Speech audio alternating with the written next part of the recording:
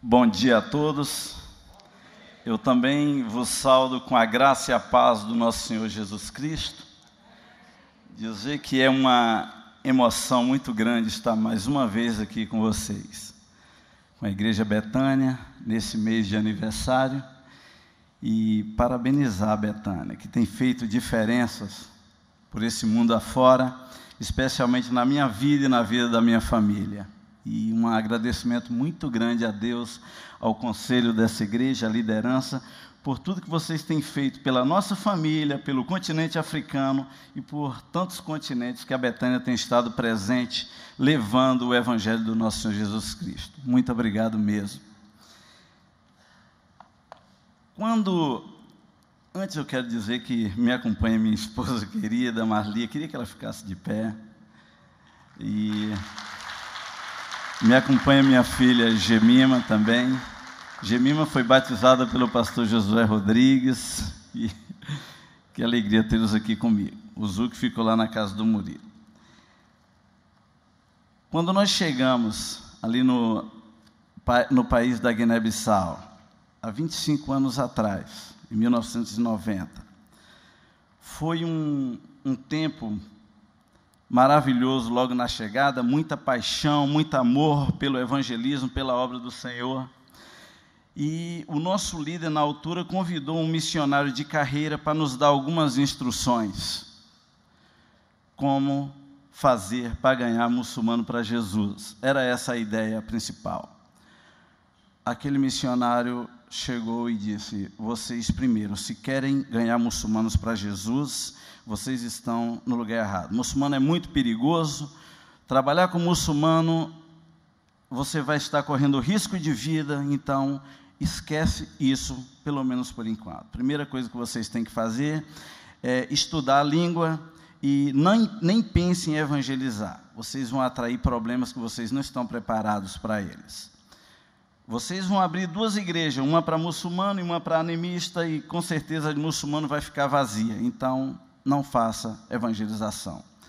Eu fiquei muito frustrado porque nós estávamos indo ao continente africano justamente para falar de Jesus. Eu esperava que aquele homem colocasse fogo no nosso coração para fazer o evangelismo, independente de circunstâncias. E, ao contrário, estava todos ali agora, cabisbaixo, pensando: o que a gente veio fazer aqui? Embromar? Ficar aqui olhando um para a cara do outro? Fazendo amizade, vendo pessoas indo para o inferno, sendo nossos amigos sem nenhum conhecimento de Jesus Cristo? Aí eu entrei num tempo de oração, de jejuns, de leitura da palavra de Deus, da Constituição da Guiné-Bissau, e Deus me deu uma palavra em João 8,32, conhecereis a verdade vos libertará. Eu falei: se esse povo não conhecer a verdade, ele não pode ser livre. E dentro de tudo aquilo que eu estava lendo na Constituição do país, dizia: o país é um país laico, não tem religião. Eu falei: ótimo, se o país não tem religião e o único perigo é o islamismo, o evangelho não chegou até a minha vida, não chegou até os nossos dias sem derramamento de sangue. Se é para pagar com a vida, para tornar o nome de Jesus conhecido, então eu vou entrar em evangelização, aconteça o que acontecer.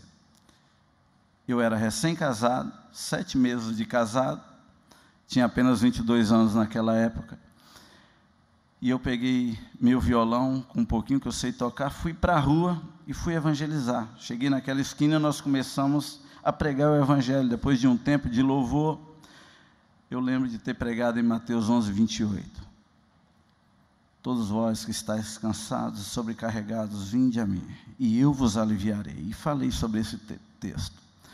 No dia seguinte, na segunda-feira, eu estava na minha casa no meu tempo devocional e chegou um rapaz, que a gente chama no livro de caramoco.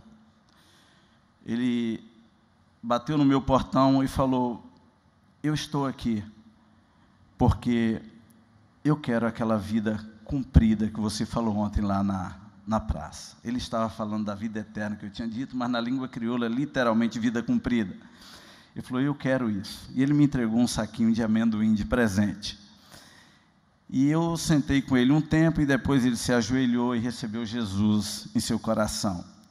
e nós começamos um discipulado com ele. No dia do batismo dele, ele voltou para casa e o pai dele falou: essa casa é muito pequena para um muçulmano e um protestante viverem juntos, então você tem que pegar suas coisas e ir embora da minha casa.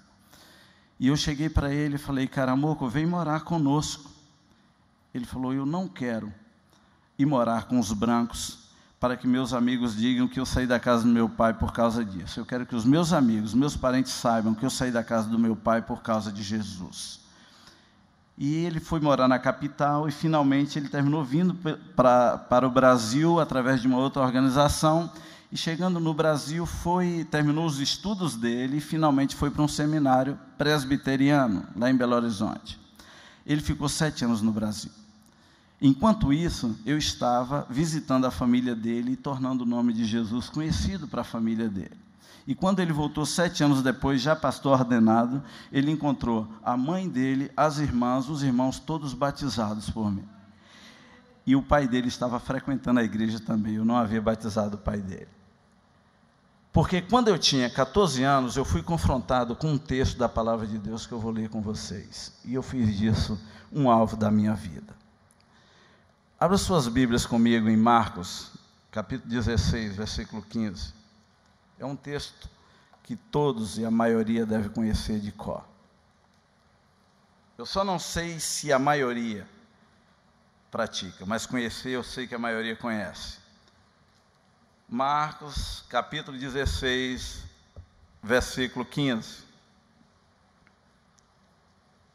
Todos acharam? Digam amém. Então podemos ler. Eu vou ler e vocês acompanham na Bíblia de vocês. E disse-lhes: ide por todo o mundo e pregai o evangelho a toda criatura. Mais uma vez, ide por todo o mundo e pregai o evangelho a toda criatura. Eu fui confrontado com esse texto no início da minha conversão e pesou nos meus ombros essa obrigação de tornar o evangelho conhecido. Eu não fui falar de Jesus lá no continente africano, aqui no Brasil. Você não imagina as vezes que eu me levantei dentro de ônibus, em estações de ônibus, de trens, às vezes que eu me levantei dentro de trens para pregar o evangelho. Às vezes até sendo humilhado dentro desses trens e desses ônibus, às vezes em impactos evangelísticos na Aparecida do Norte, na Bolívia, em outros países, pregando sempre esse evangelho. Uma alegria enorme para mim. Desde os meus 14 anos, quando o Senhor me tirou do lamaçal onde eu vivia. Um fogo incendiava a minha alma para obedecer e fazer a vontade de Deus. Agora, irmãos, segundo o próprio texto, Deus, Ele poderia ter feito essa obra sozinho, pelo seu poder, pela sua mão forte, pela sua capacidade, pelo tudo que Deus é. Ele não necessitava e nem necessita do ser humano para fazer a obra dele. É fruto da sua graça, do seu amor, de fazer a gente parte desse reino dele, coparticipante na salvação de almas, através da pregação do evangelho. E eu queria, nessa manhã, compartilhar alguns textos com vocês. Eu não vou demorar muito, porque eu quero que sobre tempo para você poder visitar o nosso stand. Mas esse evangelho, ele sugere movimento.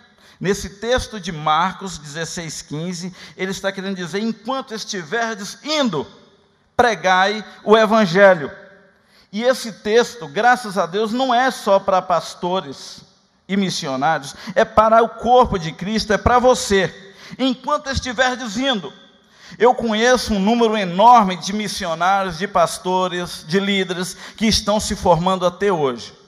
Conheço um especialmente que ele falou: eu vou para um seminário fazer teologia, vou fazer bacharelado em teologia, e fez.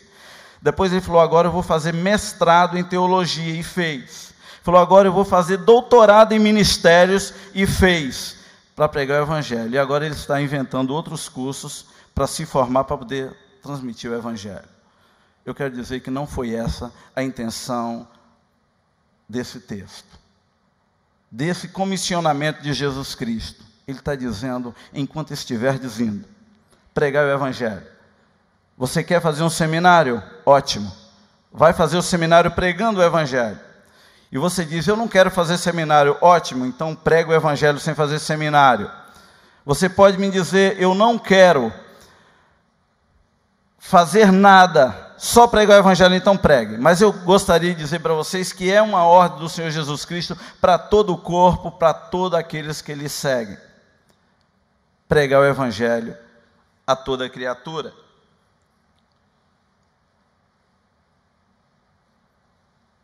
De acordo com a nossa movimentação, enquanto estamos indo, é preciso ter uma certa urgência nessa pregação. Não dá para perder tempo sem evangelizar. Você não imagina o quanto que Deus pode te usar no seu trabalho, na sua escola, onde quer que você viva, pregando o Evangelho. É um privilégio e é obediência ao Senhor. Nessa nossa geração, onde tem se ensinado tanto a ter, promover, lutar e acumular aqui nesse planeta. O sistema está voltado para isso. E, infelizmente, a maioria dos ensinamentos que a gente tem no corpo de Cristo é voltado para esse sistema. Irmãos, a palavra de Deus está ensinando a pregar. Não tem nenhum problema você acumular, mas desde que você use tudo isso, use a sua vida para a pregação deste Evangelho. Quando nós chegamos ali em Guiné-Bissau, naqueles primeiros dias, debaixo de toda aquela pressão, as pessoas diziam que não era possível fazer reuniões públicas em Guiné-Bissau, não podia fazer reuniões públicas, o país tinha recém saído de uma opressão comunista, e para qualquer reunião tinha que pegar autorização, e lá estávamos nós, correndo riscos, desde o início, a ser presos por causa desse Evangelho, pregando a palavra de Deus. E um dia eu estava na minha casa, cortando o cabelo de um rapaz deficiente. Eu creio que tem que ser deficiente para confiar o cabelo nas minhas mãos.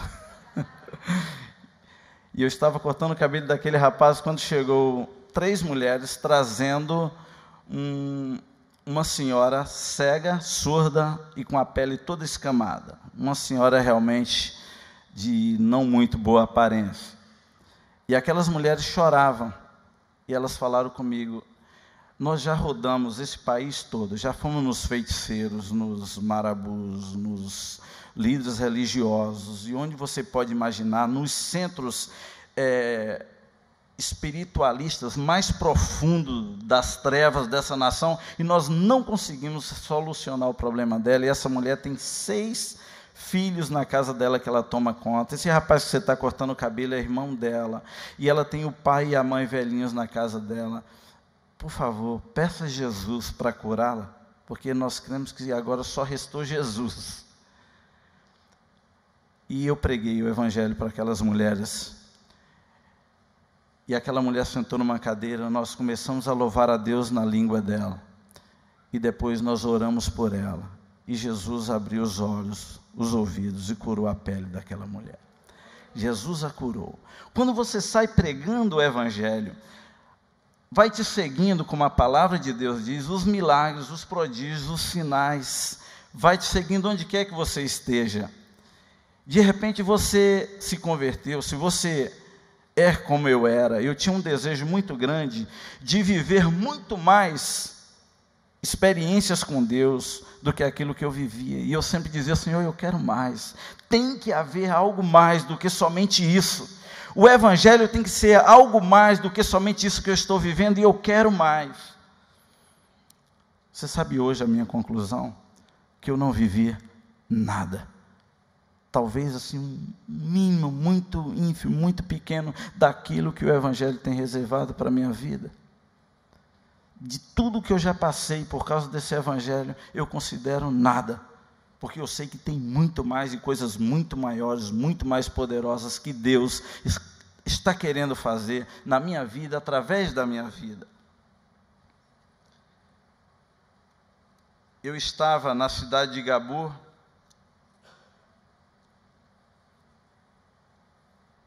já com uma igreja plantada, nos 2 primeiros anos, num lugar que não podia falar de Jesus e que a igreja estaria vazia, nós tínhamos 120 pessoas convertidas e batizadas ali dentro. E eu pensei, e aqueles pobres coitados que vivem nas aldeias? Eram 693 aldeias no meio da floresta. Falei, quem vai levar o evangelho até essas pessoas que nunca haviam ouvido falar do nome de Jesus? E nós entramos no meio daquele mato, entramos no meio daquela floresta, com todos os perigos de animais que você possa imaginar. Lá estávamos nós visitando aldeias e tornando o nome de Jesus conhecido. Foi uma surpresa para mim, porque eu cheguei com Dona Liane. Cadê Dona Liane? Está ali. Cheguei com Dona Liane numa aldeia, onde eu estava pregando e tinha um camarada. Essa aldeia estava a 90 quilômetros da nossa casa, mas nós gastávamos 5 horas de viagem para chegar nessa aldeia. Era realmente uma trilha no meio da selva, onde a gente tinha que ficar desviando, a estrada muito ruim para chegar até ali. E quando eu comecei a pregar o evangelho ali naquela aldeia, ouvi um rapaz gritando, aleluia. Cada frase que eu falava, ele falava aleluia. E eu pensei, pô, de repente esse cara está possesso, não é possível. Porque no meio daquela selva, quando eu finalmente terminou, eu chamei e falei, por que você falava tanto aleluia? Ele disse, porque eu sou de Jesus nessa aldeia. Eu falei, mas como que você conheceu Jesus nessa aldeia? Ele falou, pelo rádio.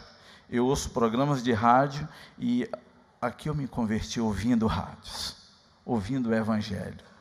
E eu pude glorificar a Deus, porque não era só ele, tinha um grupinho de crente naquela aldeia ouvindo rádios. Nada vai impedir esse evangelho de avançar, de ir, de tocar as vidas das pessoas. Mas eu lembro que eu cheguei numa aldeia chamada Cansambel. E quando eu cheguei naquela aldeia, reuni uma multidão e eu comecei a pregar o evangelho. E tinha um rapaz bem magro que veio me cumprimentar. E ele foi o nosso tradutor naquele dia. E no final eu fiz um apelo. E praticamente todas as mãos se levantaram dizendo que queriam Jesus. E eu pensei, eles não entenderam nada, eu vou voltar aqui mais vezes. E voltei mais vezes, e aquele rapaz magro estava sempre do meu lado. E um dia ele falou para mim, eu quero ser batizado. E nós o batizamos. E depois eu conversei com a Marli, ela esteve de acordo, e nós nos mudamos lá para aquela aldeia. Porque eu não estava feliz só de estar ali na cidade com aquele grupo de pessoas. A igreja já tinha condições de sustentar o seu pastor, o seu líder. Nós passamos para frente e nos mudamos para aquela aldeia lá no meio do mato. Era o Jonatas, meu filho de 1 ano, Marli e eu, vivendo no meio daquele povo, numa casinha redonda de palha, igual a casinha deles, e pregando o evangelho. E nós vimos tantos milagres no meio daquela aldeia. E quando nós começamos a construir a primeira igreja ali, eu creio que todos os testemunhos que eu estou contando, a maioria de vocês aqui já até ouviram e conhecem. Mas quando a gente estava levantando aquela igreja, um grupo radical de muçulmanos foram me visitar e falaram, o que você está fazendo aqui? Que construção é essa? O meu líder havia me dito, nunca diga que é uma igreja evangélica, senão você vai ter problema.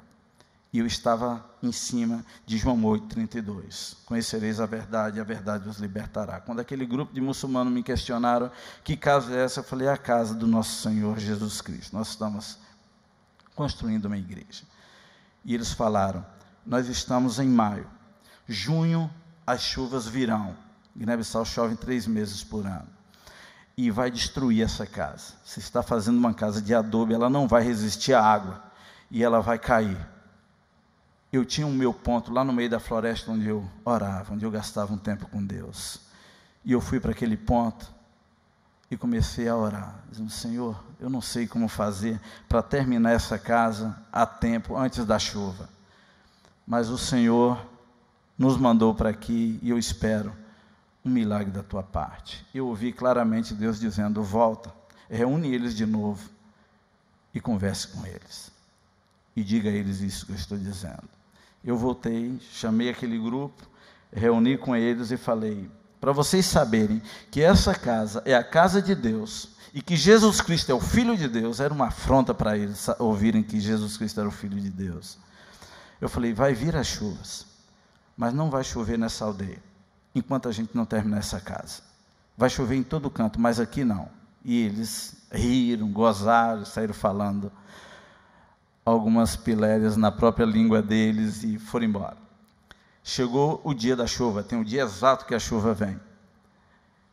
E a gente via o vento forte quebrando os galhos das árvores, os raios, trovões, e aquela coisa toda de preparativo para a tempestade, o céu todo negro, e finalmente nós ouvimos o barulho da chuva, mas não vimos chuva. Durante 15 dias consecutivos chovia em todo canto, naquela aldeia não chovia. Deus estava fazendo um sinal ali para mostrar que Ele é o Todo-Poderoso, o Deus que nos envia para pregar o Evangelho e que Ele vem atrás dando suporte para que isso seja feito. No final do 15º dia, aconteceu um fato histórico envolvendo a Betânia. A Betânia, através da dona Liane e outra senhora, que eu não me lembro o nome agora, eles enviaram para a gente, através do CAMB, uma oferta missionária. E para você saber, a gente estava vivendo uma crise econômica inominável naquela época. Vocês conhecem o milagre do leite que Deus fez para o nosso filho. A gente não tinha dinheiro para nada, mas nada nos impedia de pregar o Evangelho. É desculpa dizer, eu estou passando por crise, não posso pregar. Eu estou doente, não posso pregar. Eu estou preso, não posso pregar. Eu estou aflito e não posso pregar. Você pode pregar em tempo e fora de tempo, que a palavra de Deus nos ensina isso. E nós estávamos ali com toda a dificuldade que passávamos, pregando esse Evangelho de nosso Senhor Jesus Cristo.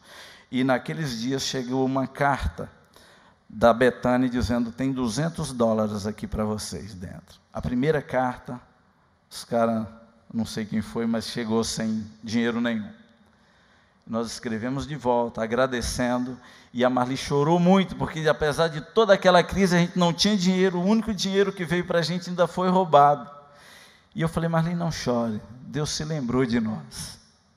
É o início da redenção.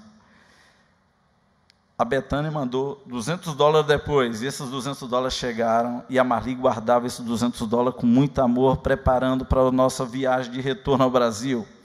Nós tínhamos um compromisso de ficar 3 anos ali. E quando eu cheguei para Marli no 15º dia, sem chover, eu falei, Marli, Deus me falou que vai chover amanhã.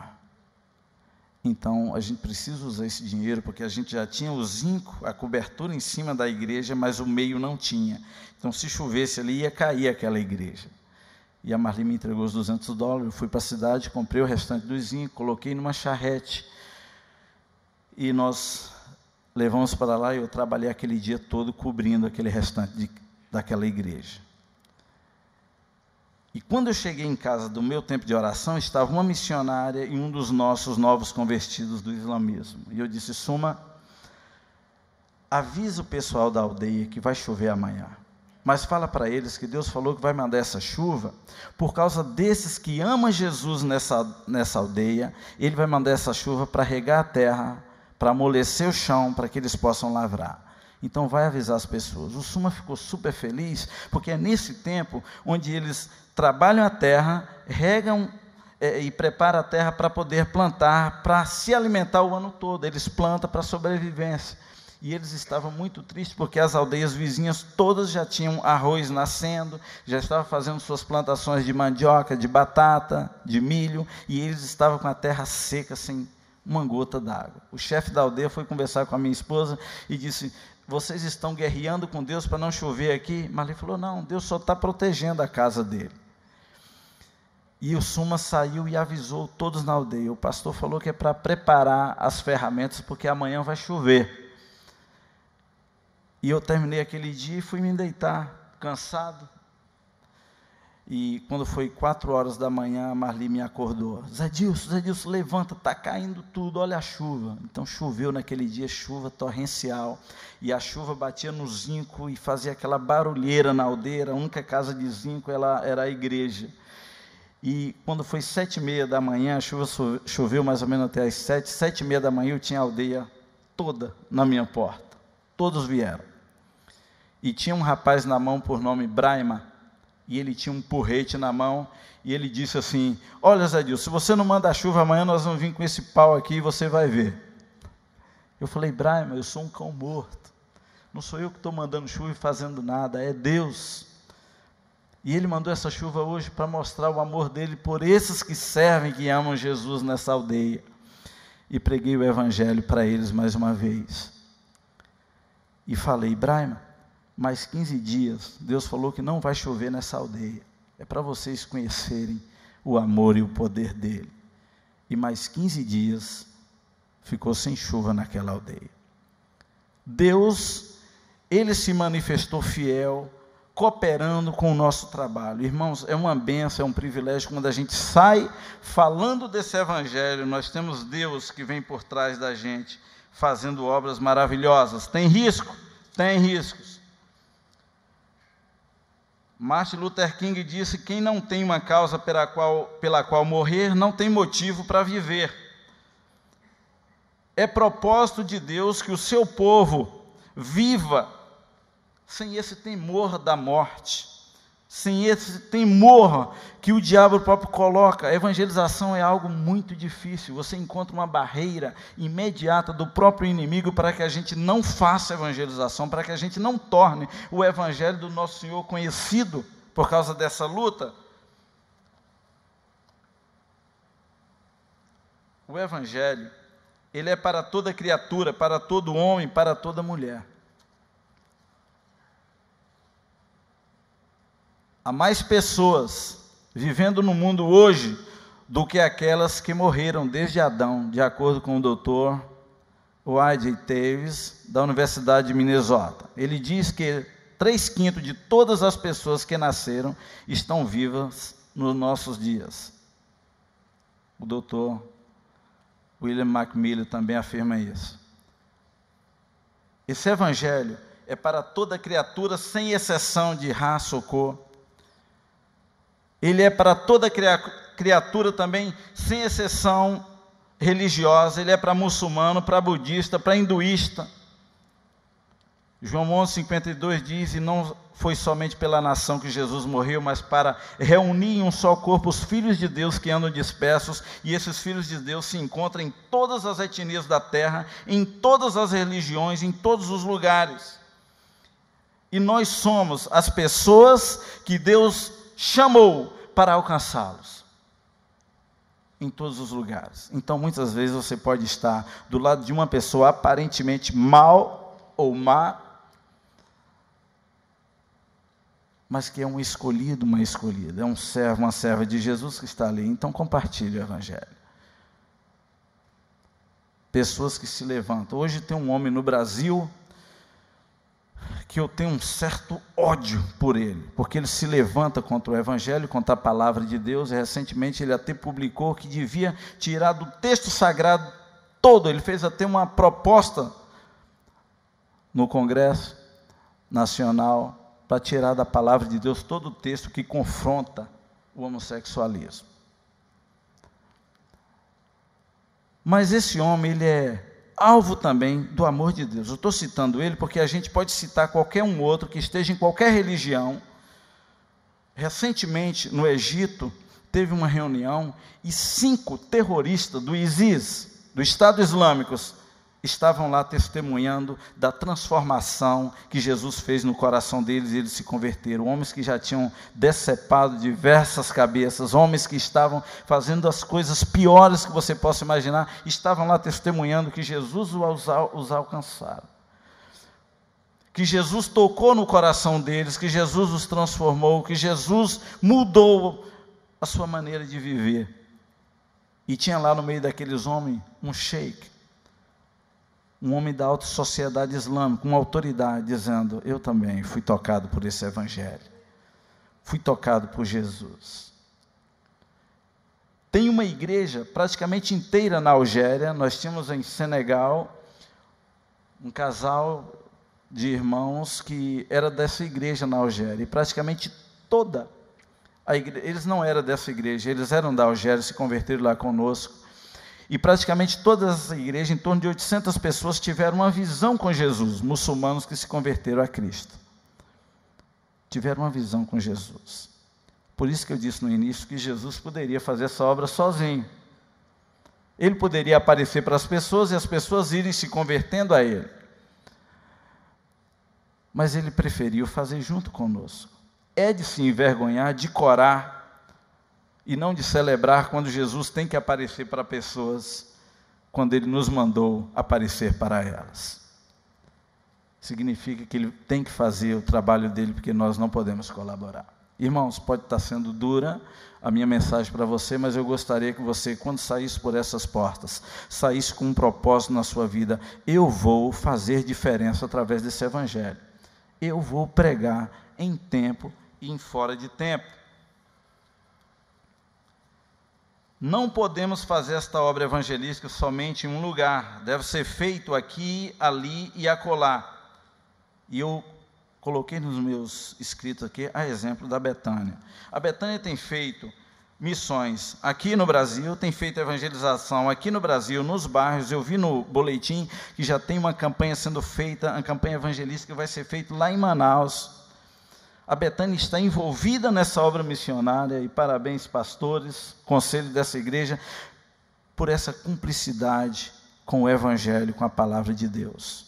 Mas a Betânia não tem sido testemunha só aqui no bairro de São Francisco, só aqui na cidade de Niterói, no estado do Rio de Janeiro, no Brasil. A Betânia, como eu disse no início, ela tem feito diferença no mundo todo. E são centenas de pessoas, de muçulmanos, que têm se dobrado ao nosso Senhor Jesus Cristo, porque essa igreja teve a coragem de enviar missionários, não somente a mim, mas diversos missionários, inclusive de outros rebanhos, de outras igrejas irmãs, que essa igreja tem investido como reino de Deus e que tem trazido resultados maravilhosos. Almas têm sido ganhas lá na Índia, na Ásia, na África, na América do Norte, na Oceania, porque essa igreja tem entendido isso. O evangelho é para todos, no mundo todo, e essa igreja tem obedecido. Eu não posso fazer missões, pregar o evangelho somente na minha família, ou na minha cidade, ou no meu país. Mateus 28:19 diz: ide, portanto, fazei discípulos de todas as nações, batizando-os em nome do Pai, do Filho e do Espírito Santo. O limite é o mundo, e será pregado este evangelho do reino por todo o mundo, para testemunho em todas as nações, aí então virá o fim. Segundo Atos, capítulo 1, versículo 8, tem estratégias. Esse evangelho deve começar aqui na nossa Jerusalém, ali na nossa Judéia, lá na Samaria e acolá até os confins da terra. E a coisa mais maravilhosa é que Ele nos deu o Espírito Santo, a capacitação para fazer essa obra. Você pode dizer: pastor, eu sou analfabeto, eu não sei ler nem escrever, mas eu tenho Jesus no meu coração, então eu posso falar de Jesus. Você não precisa saber ler ou escrever, você não precisa ter uma gramática corretíssima para falar de Jesus. E Deus vai te usar do jeito que você é. Você pode dizer: mas eu tenho várias formações, eu tenho uma coleção de diplomas superiores. Ótimo. Quem vai alcançar pessoas no seu nível? Você. Mas a responsabilidade é de todos. É para todos aqueles que chamam pelo nome de Jesus. O evangelho sugere movimento enquanto estiverdes indo. O evangelho é para toda criatura, o evangelho é para o mundo todo. Agora você, sabedor disso, você deve começar de alguma forma. E eu quero desafiar a cada um de vocês a fazer diferença nesta cidade, no seu bairro, na sua rua, na sua casa, e preguei esse evangelho destemidamente. Minha esposa e eu e meus filhos, nós já pregamos o evangelho em meio a doenças. Foram mais de 40 malárias que eu colecionei resultados na minha vida. Mas eu não desisti de pregar o evangelho por causa de malárias. Em meio à guerra, estivemos 11 meses no meio de uma guerra civil. Pessoas mortas, membros da nossa igreja sendo mortos no meio dessa guerra, pessoas sendo feridas. Você não imagina que inferno que é viver no meio de uma guerra. Nós estávamos ali pregando o evangelho. Tivemos o privilégio de ver uma ministra de educação entregando seu coração para Jesus, porque nós pregamos o evangelho. Estávamos numa reunião na sala dela, e quando terminou toda a reunião, eu falei: mas senhora ministra, eu tenho uma palavra para dizer para a senhora. É do Evangelho de Nosso Senhor Jesus Cristo. E dei uma Bíblia para ela. E aquela mulher entregou o coração dela para Jesus. No meio da guerra, eu encontrei com aquela mulher na cidade de Gabu, ela era refugiada. Eu falei: dona Odete, que alegria revê-la. Ela falou: José Dias, eu fugi da guerra, eu estava tão aflito e com tanto medo, e não peguei a maioria das minhas coisas, inclusive esqueci aquela minha Bíblia. Você pode me dar uma outra Bíblia? Eu falei: claro. Dei uma outra Bíblia para aquela mulher. Eu estive em uma reunião com o presidente da República da Guiné-Bissau. Depois de tratarmos o que a gente tinha que tratar ali, falei: senhor presidente, agora eu tenho uma palavra para o senhor. E preguei o Evangelho para ele e entreguei uma Bíblia para ele.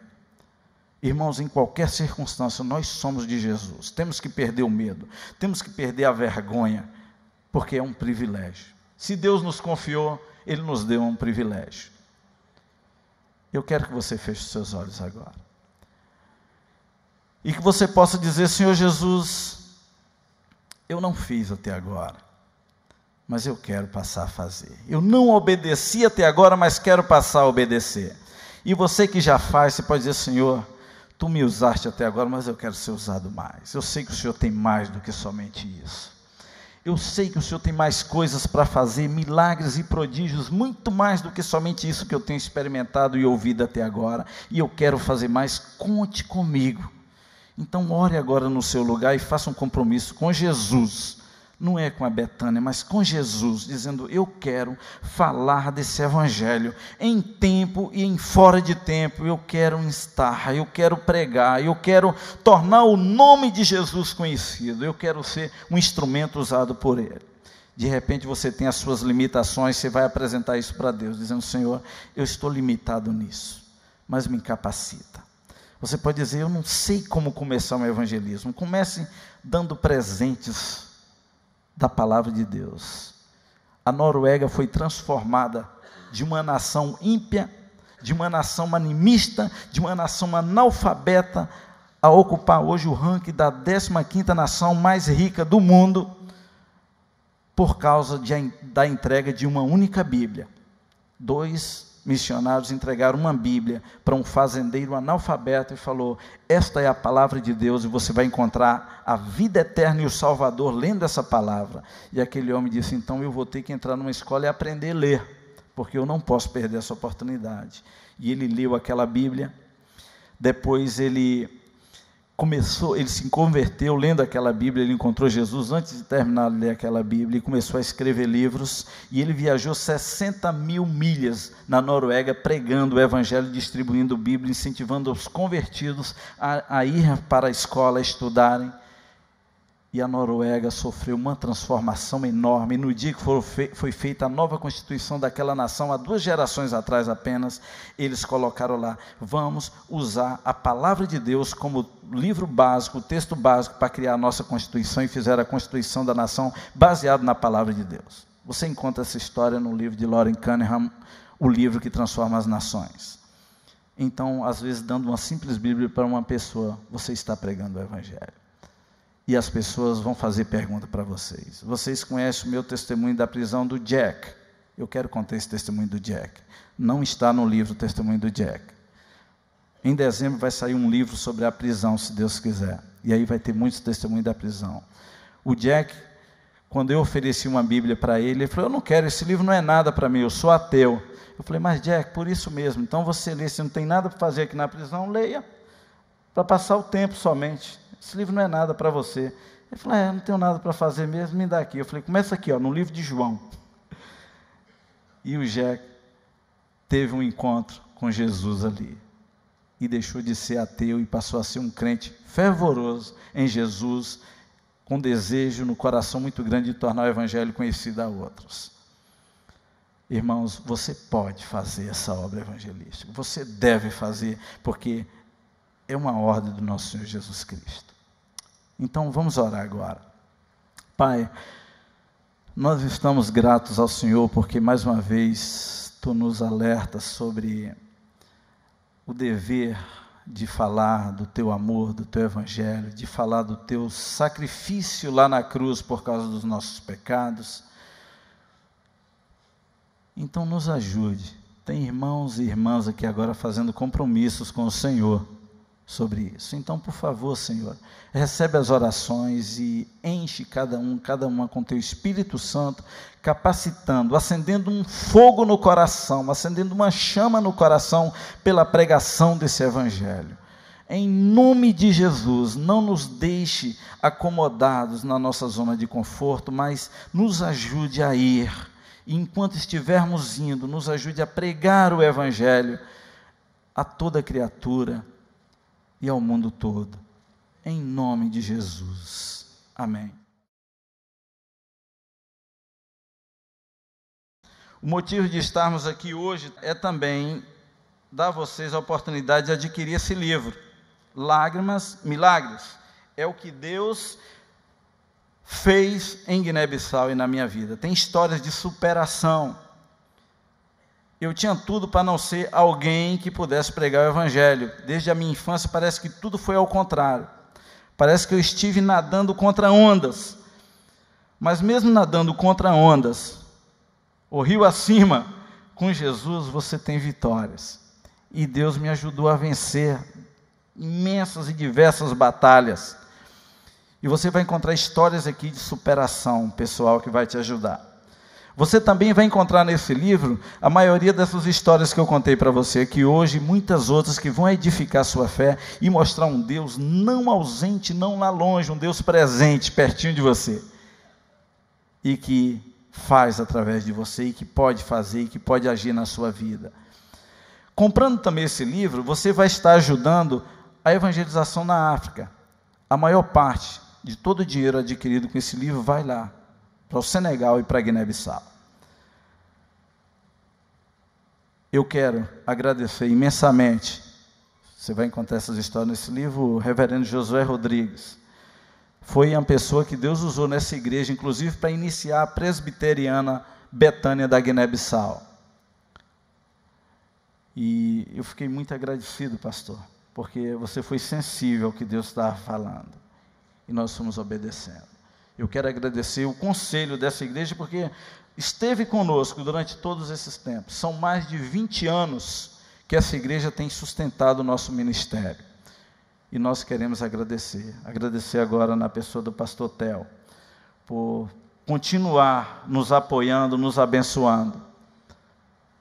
Mas esse livro, eu não o fiz sozinho. Tem aqui a coautora Liane Reis de Oliveira. Dona Liane foi uma pessoa usadíssima por Deus para romancear, colocar em ordem. Então eu quero agradecer Dona Liane, o Bira, que muitas vezes estava até necessitando da presença de Dona Liane, mas abriu mão para que ela pudesse trabalhar nesse livro. Muito obrigado, Bira. Quero agradecer a Laurides, que fez a correção ortográfica desse livro, ao João Fernandes, que Deus vos abençoe. Quero agradecer o Aloísio e a Cristina, que também coordenaram, fizeram um trabalho assim excelente para que esse livro pudesse sair. Então não é trabalho só nosso, só tem histórias nossas contadas aqui. Essa capa foi feita por uma pessoa que a gente ama muito, já esteve lá no Senegal nos abençoando, pintando a nossa escola no Senegal, é o Dudu, o filho da Dona Liane, Dudu Reis, Eduardo Reis. E ele fez essa capa lindíssima e nós queremos muito, muito agradecer ao Dudu. Que Deus o abençoe. E sabe qual foi o custo dessa capa? 0. Ele não cobrou nada. Falou, é para a glória de Deus. Então que Deus o recompense por isso. Finalmente eu agradeço toda a igreja que esteve nos apoiando. Muito obrigado mesmo, irmãos, porque vocês estiveram junto conosco e levaram essas cargas junto conosco, orando, chorando, ofertando, e a gente é muito grato. A gente não teria chegado onde a gente chegou se Deus não tivesse levantado irmãos tão fiéis como vocês, como a família do nosso irmão Murilo, que sempre nos recebeu em sua casa, sempre nos acolheu e sempre nos abençoou em abundância. Muito obrigado a todos. Então, eis ali o livro, adquira-o e continue a investir na obra missionária. Se você tiver condições, não compre um só não, compra vários e dê de presente a pessoas. E eu tenho certeza que muita gente vai ser abençoada e vai dizer, puxa, eu estou vendo aqui que eu preciso mudar alguma coisa na minha vida, pelo menos em relação ao meu amor para com Deus. Se você gostaria de ter um livro desse, você diz, eu não tenho dinheiro para ter um livro desse. Então converse com a minha esposa lá e você não vai sair sem um livro por falta de dinheiro. Eu tenho, inclusive, vergonha de vender esse livro na Betânia, igreja que tem me abençoado muito. Mas considerando que vocês vão estar investindo lá na África, é um privilégio que a gente tem também de continuar abençoando a obra de evangelização lá no continente africano. Eu quero agradecer por essa oportunidade que vocês me dão hoje de lançar esse livro aqui, e muito obrigado mesmo. Que Deus os abençoe. Obrigado a todos vocês. A gente trabalhou no livro quanto tempo? Anos?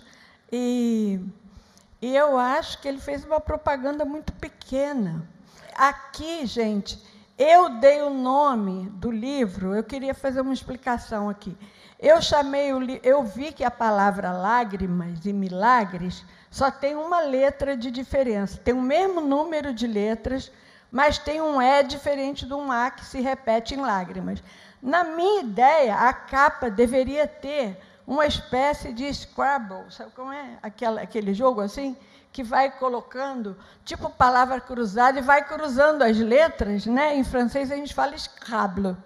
Mas aí foram feitas 5 capas, o pastor José Edilson escolheu essa, que ele achou mais bonita, e realmente ficou uma capa bonita. Mas, gente, o que tem escrito aqui, vocês podem ter certeza. Primeiro, é verdade. É verdade. Pastor José Edilson é um homem que eu conheço há muitos anos e tenho convivido com ele, a esposa dele, os filhos, em casa. Passei já das vezes que eu fui lá 3 meses, um mês, e eu vejo o andar da família, preciosa, verdadeira, transparente, que gosta de futebol também, que gosta de fazer umas coisas. Ele é um homem diferente, um homem normal, que faz tudo que todo homem gosta também, tem futebol dele lá, gosta de jogar bola, jogamos até bocha, nós jogamos, mas se sai de noite para orar com um tridente lá que tem, para ele catar cobra, matar cobra enquanto ele está orando no mato. E é uma coisa fantástica a vida deles. Esse livro conta coisas verdadeiras. Tem até uma história que é tão incrível que nós não botamos para o pessoal não falar que era mentira. É verdade, a história do caminhão e da gasolina, né? Nós nem botamos porque ia ficar esquisito de um caminhão que andou sem gasolina. Mas aí vocês não esqueçam que eu falei isso, porque parece mentira, né? Então não botamos no livro. Mas eu queria orar pelo pastor, pela venda desse livro, porque vai realmente fazer uma obra muito grande. Deus vai abençoar muito. Eu creio que Deus vai abençoar. O livro, no princípio, decepcionou um pouco, porque nós esperávamos que a qualidade fosse melhor. Ele perdeu em alguns detalhes, mas Deus sabe, Ele trabalha com coisas pequenas também, né? Então, trabalha conosco. Eu quero orar pelo meu querido pastor, que eu amo tanto. Nossa família ama esse pastor, sua família. Ó Senhor Deus, Deus de amor, de bondade, de mansidão, que nos trata como filhos amados. Aqui está, Senhor, teu servo, pastor José Edilson, que desde os 14 anos evangelizou lá na sua cidade, no seu trabalho. Cada pessoa ouviu e muitos foram alcançados. Deus de maravilhas, sua esposa Marli, mulher forte no Senhor, às vezes frágil, fraca, como no tempo da prisão, mas forte para ajudá-lo a se levantar muitas vezes. Ela é uma mulher que está por trás, aqui junto do pastor. A Gemima, Débora Gemima, e o Juque, o Jonatas, todos eles honrando o nome de cristãos, gente santa, gente boa, gente que vive para se doar, gente que vive para amar. Ó Deus, muito obrigado por esse privilégio, porque os santos que há na terra são os notáveis, nos quais nós temos todo o nosso prazer. E o Senhor, dizemos ao nosso Deus, outro bem não possuo, Senhor, senão a Ti somente. Muito obrigada por essas vidas que o Senhor tem guardado, reservado, para abençoar a muitos. Obrigada pela nossa igreja, que nunca negou ajudá-los, abençoá-los, orar por eles, chorar por eles, nunca negou. Muito obrigada a toda essa igreja também. Obrigada, Senhor, pela nossa igreja. Obrigada, em nome de Jesus Cristo. Amém.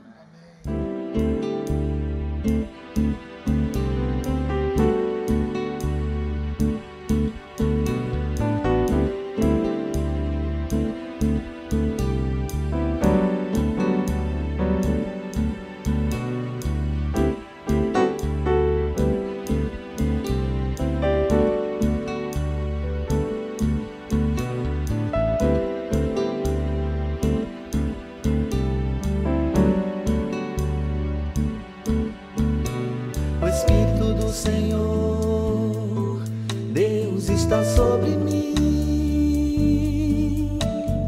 porque o Senhor me ungiu a pregar boas novas aos quebrantados e enviou-me a curar os quebrantados de coração.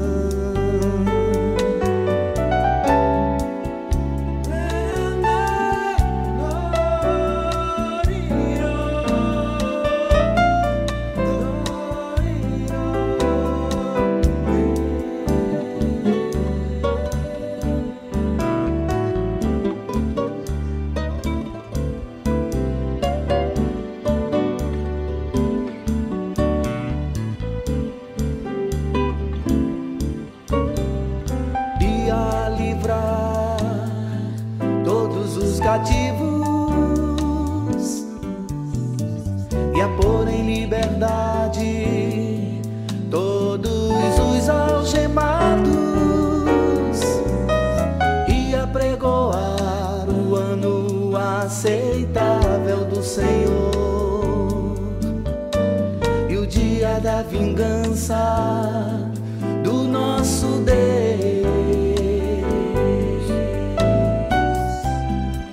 a consolar todos os que choram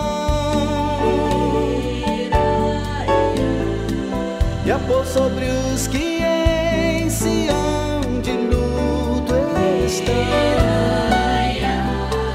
uma coroa ao invés de cinzas, óleo de alegria ao invés de pranto, vestes e louvores